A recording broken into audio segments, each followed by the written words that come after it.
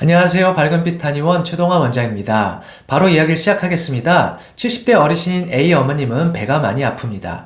명치와 배가 살살 아프고 쓰리기도 합니다.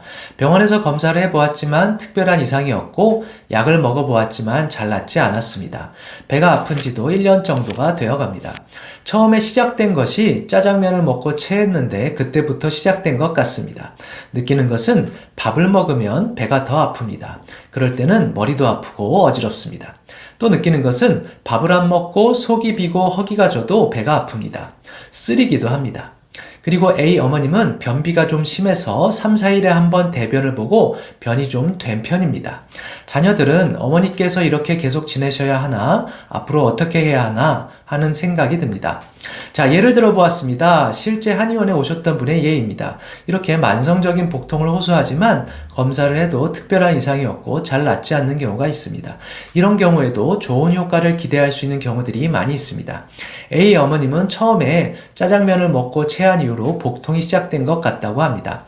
이렇게 무언가를 먹고 체한 이후로 복통이 시작된 경우 또는 음식을 먹으면 배가 아픈 것이 심해지는 경우 한의학적으로 체기와 식적에 의한 복통으로 많이 해석하며 체기와 식적을 다스리는 처방을 사용하면 효과적인 경우들이 있습니다. 즉, 복통, 통증이라고 해서 진통하는 개념이 아니라 복통이 오는 요인을 다스리는 관점으로 보시면 좋겠습니다. 저의 경우 복통에 황기건중탕이라는 처방에다가 체기와 식적을 다스리는 산사, 신곡, 자소엽 등을 가미하여 자주 사용합니다. 또는 체기와 식적을 다스리는 곽향정기산이나 인삼양이탕 가감방에 복통을 다스리는 약재를 가미하여 사용하는 경우도 있습니다. 다음으로 A 어머님은 변비가 심한 편입니다. 변비가 좋아지는 것이 복통이 호전되는데 효과적인 경우가 많다고 봅니다. 예를 들어 어떤 음식을 먹고 부담이 되는 상황이 있더라도 대변을 매일 잘 보게 되면 체기와 식적이 잘 생기지 않고 잘 풀릴 수 있다고 봅니다. A 어머님과 같이 만성복통 환자가 변비가 심한 경우 대변을 잘 보게 되는 것이 복통이 좋아지는 것과 재발 방지에 도움이 될 수 있다고 봅니다. 다음으로 제가 만성복통에 많이 사용하는 황기건중탕 가감방에 대해 나눠보겠습니다.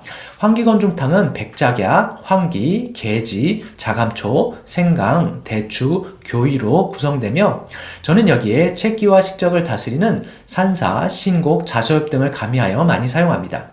밥을 먹으면 심해지는 복통에도 사용하고 또 밥을 안 먹고 속이 비면 심해지는 복통, 속쓰림에도 효과적일 때가 많이 있습니다.